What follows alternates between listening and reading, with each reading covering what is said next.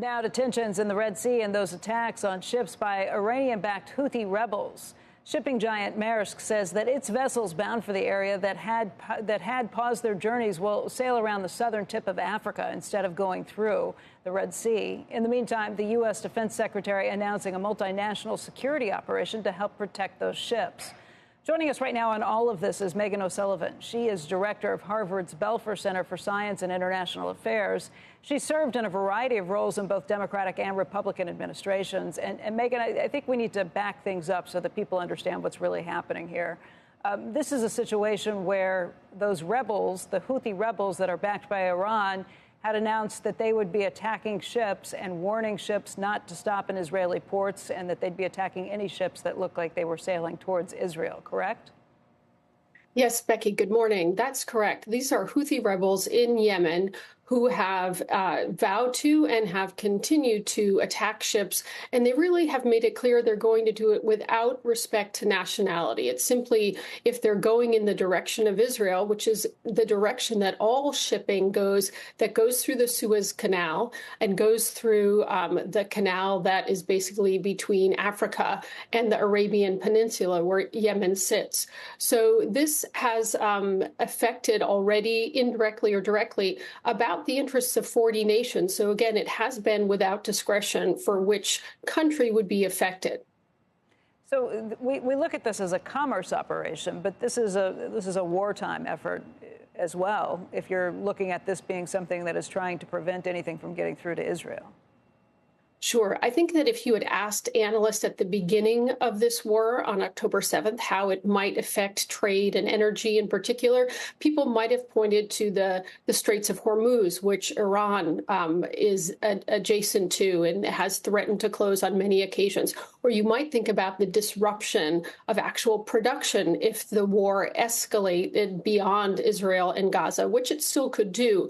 But this is a third scenario where you have shipping, not just of oil, but also of all kinds of dry commodities. A very significant percentage of grains of world trade go through this particular strait. And as you said, this is a tax on commercial shipping, but in a wartime context with a wartime objective, which is for the Houthis to support Hamas. And of course, your viewers will know that the Houthis are supported by Iran. It was very significant when Defense Secretary Lloyd Austin made the announcement of this multinational maritime effort to try to protect these waterways that he said Iranian support for the Houthis and their attacks on commercial vessels must stop. So it's the way for Iranians to continue to do things without being able to be directly pointed at this. They continue to say this isn't them. Yeah, I mean, this is a very carefully calibrated escalation and response on the part of Iran and on the part of the United States and on the part of the Houthis. The Houthis get their support from Iran, but it's not believed that Iran fully controls the Houthis. So there is an element of this is a one arm stretch away. This is not Iran attacking Israel directly, which would evoke a very direct and serious response. This is something a little bit more subtle. The U.S. responding in a calibrated fashion to protect what has been a long time global interest, which is freedom of navigation of the seas, and doing so in a way that hopefully provides deterrence and encourages the Houthis to stop this activity. But it does run the real risk of actually escalating the situation in a way that could see the widening of the war.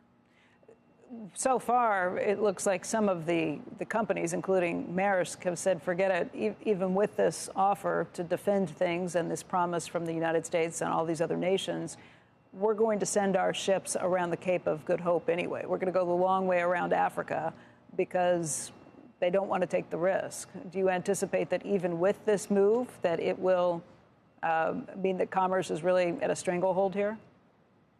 No, I think certainly the United States and, well, there are 10 countries that have agreed at this moment to this new maritime capacity. I think there's certainly the capacity to establish security corridors in a way that would restore the confidence of big shipping companies. I think what we're hearing from Maersk and others is, okay, show us. Once these things are established, we're going to reevaluate, we remain flexible, but at the moment, we're not taking any risks. And so that's why you've seen them make this decision, which increases very significantly the transport time of goods, particularly goods flowing from Europe to Asia and from Asia to Europe.